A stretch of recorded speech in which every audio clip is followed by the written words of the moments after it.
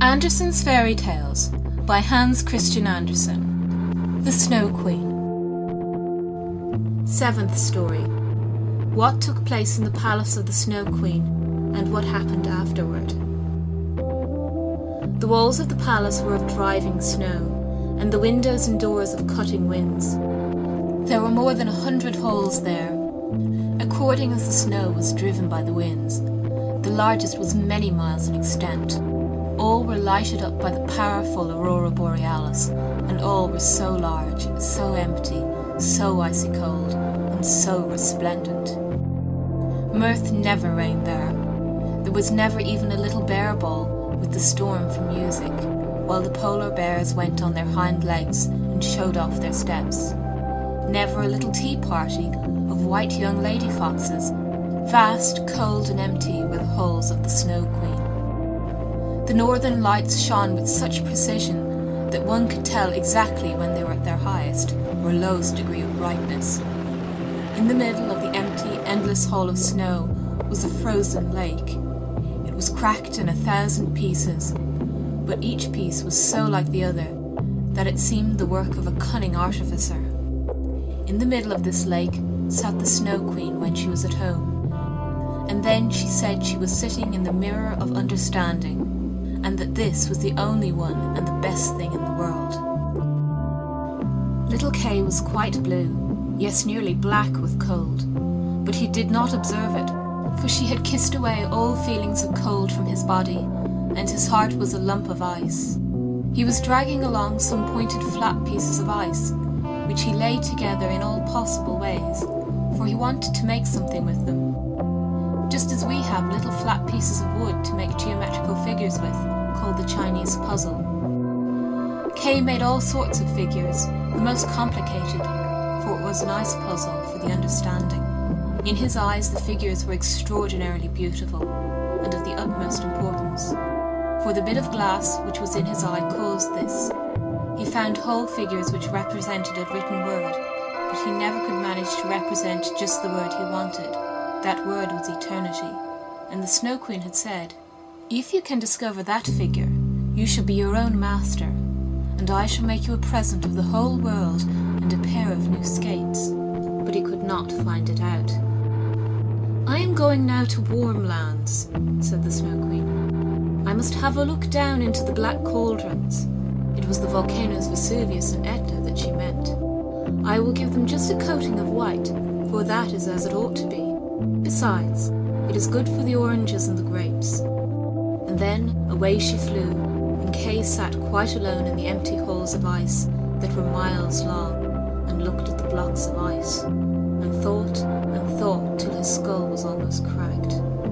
There he sat, quite benumbed and motionless. One would have imagined he was frozen to death. Suddenly little Gerda stepped through the great portal into the palace. The gate was formed of cutting winds, but Gerda repeated her evening prayer, and the winds were laid as though they slept, and the little maiden entered the vast, empty, cold halls. There she beheld Kay. She recognized him, flew to embrace him, and cried out, her arms firmly holding him the while, "Kay! Sweet little Kay! Have I found you at last?" But he sat quite still, benumbed and cold. Then little Gerda shed burning tears, and they fell on his bosom. They penetrated to his heart. They thawed the lumps of ice, and consumed the splinters of the looking-glass. He looked at her, and she sang the hymn. "The rose in the valley is blooming so sweet, and the angels descend there the children to greet." Hereupon Kay burst into tears. He wept so much that the splinter rolled out of his eye, and he recognized her and shouted, "Gerda! Sweet little Gerda! Where have you been so long? And where have I been?" He looked round him. "How cold it is here," said he. "How empty and cold." And he held fast by Gerda, who laughed and wept for joy. It was so beautiful that even the blocks of ice danced about for joy, and when they were tired and laid themselves down, they formed exactly the letters which the Snow Queen had told him to find out. So now he was his own master. He would have the whole world and a pair of new skates into the bargain. Gerda kissed his cheeks, and they grew quite blooming, She kissed his eyes, and they shone like her own. She kissed his hands and feet, and he was again well and merry. The Snow Queen might come back as soon as she liked. There stood his discharge, written in resplendent masses of ice. They took each other by the hand and wandered forth out of the large hall. They talked of their old grandmother and of the roses upon the roof. And wherever they went, the wind ceased raging, and the sun burst forth. And when they reached the bush with the red berries, they found the reindeer waiting for them. He had brought another, a young one with him, whose udder was filled with milk, which he gave to the little ones, and kissed their lips. They then carried Kay and Gerda, first to the Finland woman, where they warmed themselves in the warm room, and learnt what they were to do on their journey home, and then they went to the Lapland woman, who made some new clothes for them, and repaired their sledges. The reindeer and the young hind leaped along beside them, and accompanied them to the boundary of the country. Here the first vegetation peeped forth. Here Kay and Gerda took leave of the Lapland woman. "Farewell, farewell," they all said, and the first green buds appeared. The first little birds began to chirp, and out of the wood came, riding on a magnificent horse, which Gerda knew, it was one of the leaders in the golden carriage, a young damsel with a bright red cap on her head, and armed with pistols. It was the little robber maiden, who, tired of being at home, had determined to make a journey to the north, and afterwards in another direction, if that did not please her. She recognized Gerda immediately, and Gerda knew her too. It was a joyful meeting.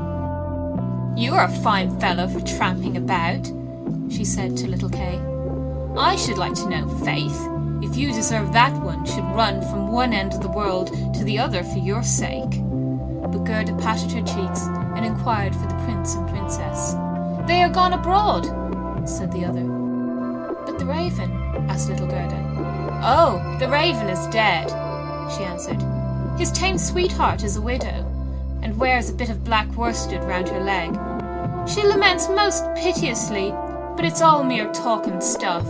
Now tell me, what have you been doing, and how you managed to catch him?" And Gerda and Kay both told their story. "And snip, snap, schnurr, basalur," said the robber maiden, and she took the hands of each, and promised that if she should some day pass through the town where they lived, she would come and visit them. And then away she rode. Kay and Gerda took each other's hand. It was lovely spring weather, with abundance of flowers and of verdure. The church bells rang, and the children recognized the high towers and the large town. It was that in which they dwelt. They entered and hastened up to their grandmother's room, where everything was standing as formerly. The clock said tick-tack, and the finger moved round. But as they entered, they remarked that they were now grown up. The roses on the leads hung blooming in at the open window. There stood the little children's chairs, and Kay and Gerda sat down on them, holding each other by the hand. They had both forgotten the cold, empty splendour of the Snow Queen, as though it had been a dream. The grandmother sat in the bright sunshine and read aloud from the Bible.